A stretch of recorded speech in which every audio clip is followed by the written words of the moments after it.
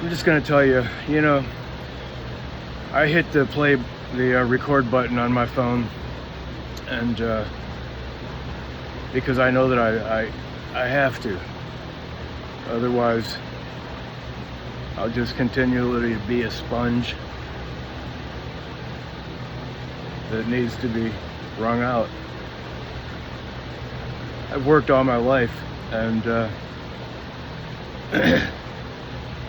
so in a way, this process I'm going through of speaking into my recorder on my phone is work. I much more prefer conversation than exposition. I know how to write papers. I know how to expose, do expositories. I know how to set my thoughts in order, but I don't want to do that right now. It's not the kind of thing I want to engage in. But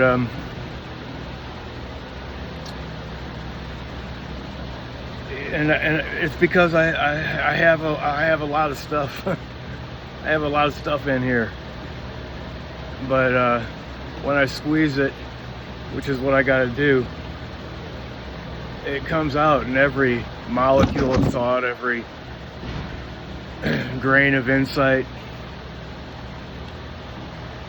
every little bit of, cleansing power. Just have no. All I can do is share what it is. I can't dissect everything. I can't speak everything in such a way that it's going to make perfect sense. But Socrates, it was before the time of Jesus, a philosopher who died on his principle, literally, said that the unexamined life is not worth living. And it's, for me right now, to squeeze the sponge and to see what comes out. For me, it's kind of like dirty water.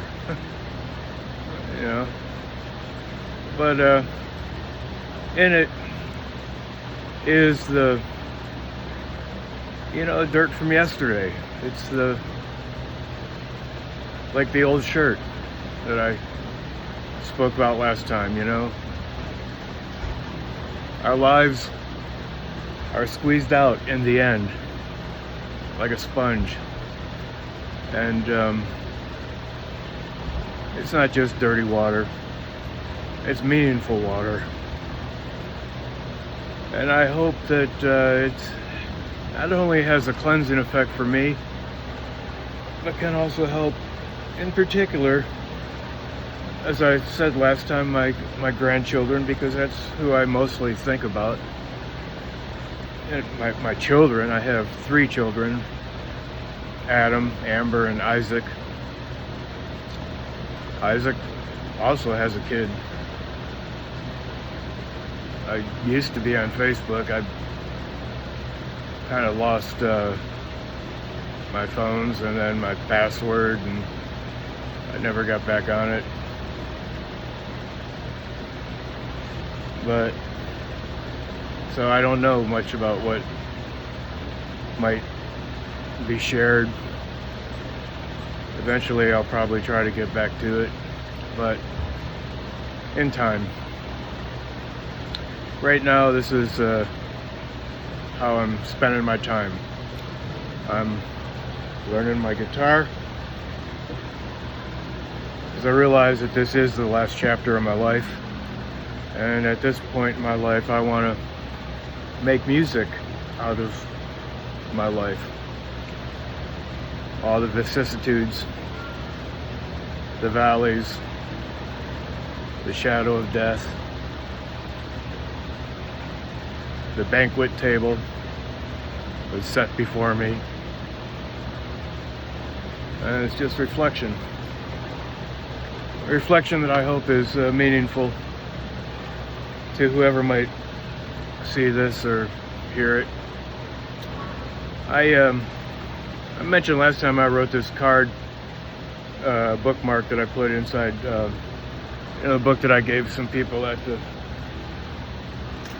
the Nisi's Hope kitchen and ministry. I'm just going to read this to you, okay? Because the first line says, I do not like talking about it much, but it's necessary for the preface to the point I want to make. And that's the way I feel. I don't really like talking about, my past and my present and my future so much, but it's necessary for the point I want to make. Like Socrates said, the unexamined life is not worth living. And I certainly have always examined my life. I learned the word circumspection from the Bible when I was a kid. But I read this right now. Heretofore I was making $50 per hour plus travel in line with my duty. Through a series of devastations and having been beguiled, now trapped, I felt like an animal with leg clenched in unforgiving steel, waiting for my predator, waiting for my slaughter. I had lost everything. And this was a time when I was in South Carolina. I was beguiled by a man, a girl, and a dog. He said I had already been kicked out of my own house by some people that lived there. I had 5 people living on my property, and I was being hacked, and I went in and I wanted to talk with the woman who was living now in a house with another fellow who brought her here. And it's a long story. I may share it sometime, but I just wanted to give the bare bones. So I was hit with a sword, and the police came, and the guy that hit me was thrown in jail, and I was also thrown in jail for false charges against me by the tenants who lived here. And I was kicked off my own property. I put all my tools in my car, and I was still working. Then I decided I'm going to go see my son in South Carolina. I can't go home. Court order, judge's order, I mean. And on the way I met these 2 people and the dog, and they said they would he was a carnival manager in Myrtle Beach, and he said he'd give me $300. I drove them there. They were hitchhiking. Well, on the way there, I was letting him drive, and on the way there I said to him, because I realized, you're not really a carnival manager, are you? And he said, no, he was a cop. And he was taking me to put me away, that he'd been tracking me. Well, I've been involved with some shady characters. And I was afraid that I was being set up for another crime that I did not commit. And I was telling him, what have I done? I rented a car for somebody, and I used to rent a car for a person that lived here, and give me 20 bucks a day, for the car, plus he paid for the car. I said, well, that sounds like a good deal. Anyway, I had a lot of things that contributed to my state of mind, and I believed this fella. And eventually he said, all right, well, I'll tell you what. I'll make it look like you escaped. I'll drop you off here, and don't go anywhere. He knew everybody that lived on my property. He knew them by name. And I said, well, after I got out of the car, I grabbed, of course, I did some things. I grabbed the fuse out of the panel. I was in the passenger seat. Fuse panel was down there. It was open. I just grabbed the fuse and pulled it out on my way out, and trying to just do something. But I sat there and I was thinking, well, you're gonna put something in my car or something, and I'm gonna be framed.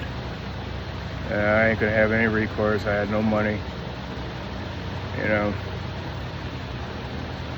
I did have a good job at that time, but the thing is, that's when I came to the realization that I was not gonna live in jail. I don't care for how long. And I wasn't going to be convicted of a crime that I didn't commit. So after walking around, seeing if there was a place I could hide or something and still see if my son came, he said he was going to call my son. He talked to my son before I left the truck stop where I met him. And anyway, so that's where I began. And I'm just going to finish reading this to you. I had lost everything, including my will to survive. After full contemplation, with nowhere to run and nowhere to hide, I sat on a railroad tie, tucked away for parking between a garage and a convenience store in South Carolina. It was there I came to my resolve. I felt as if I was betrayed by the words of a great man who once told me, as long as there's life, there's hope. That was my preacher when I was first starting out. I felt as if I was betrayed by the words of a great man who once told me, as long as there's life, there's hope. His name was Reverend H.R. Bernard. Destitute of all utility except for the drawstring from the hooded shirt I was wearing, I asked the garage adjacent to where I sat if they had a knife I could use. In a kind and graceful gesture, the mechanic gave me one. Like Abraham, I descended to the depths of a solitary choice. I wrote my suicide note, and I waited. I thanked the good Lord in between heaven above and this hell below for providing me this one last way of escape. I did, and you have to understand that. I thank the Lord. I thank the Lord. I didn't want to live the way I thought I was going to have to live.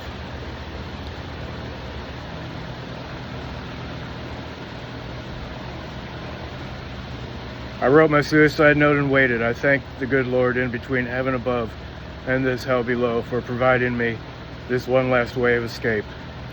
I prepared to end my life. If things went one way, I would walk. If another way, I would end my experience and suffer no more. That being if the cops came, I would end my life. If my son came, I would walk.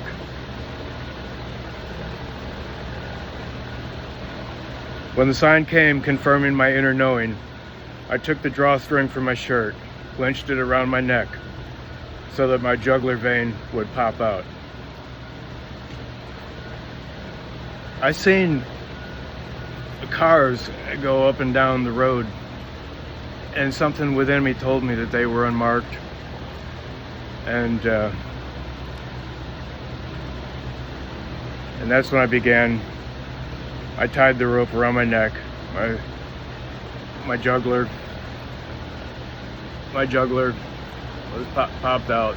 I took the knife, I put it where my jugular was, I turned it up like this, I pushed it in, I turned it, and I ripped it out.